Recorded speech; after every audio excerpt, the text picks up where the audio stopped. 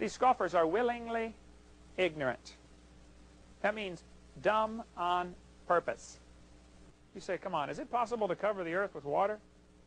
Well, theoretically, one drop of world will cover the water. One drop of water will cover the world if you spread it real thin. This is arguably one of the most stupid statements I've ever heard, and it would be trivial for anyone who has passed even a high school science class to demonstrate this. The minimum amount of water you need to cover the Earth is a monolayer.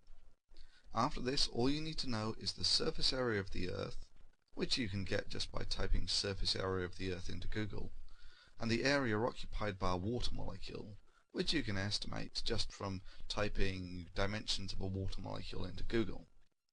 After that, it's simply a matter of dividing one by the other. Divide the surface area of the Earth, which is about 5 times 10 to the power of 34 square angstroms, by the surface area of a water molecule, about 10 square angstroms, and you get the number of water molecules required for a monolayer.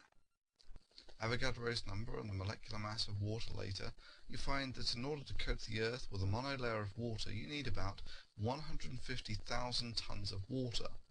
That's about a trillionth of the water on the Earth. Now compare this value, 150,000 tons, to Hovine's statement that you only need about 1 drop of water. It's about 20 milligrams to cover the Earth. This means that Hovine was wrong on his calculations by a factor of about 1 trillion. That's a 1 with 12 zeros after it.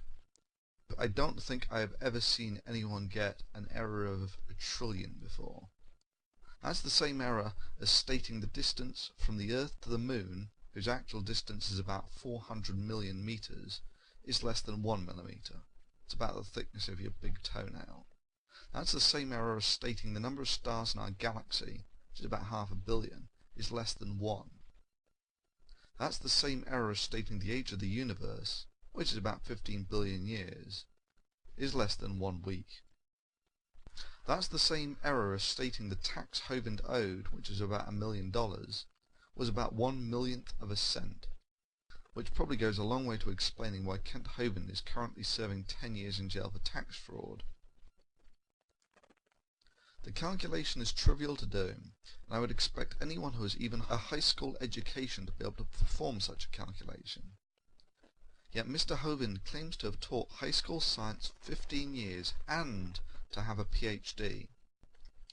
Evidently, Kent Hovine's academic definition of what a PhD is and what teaching science entails are some bizarre usage that neither I nor any other English speaker have come across. You say, come on, is it possible to cover the earth with water? Well, theoretically, 1 drop of world will cover the water. 1 drop of water will cover the world if you spread it real thin.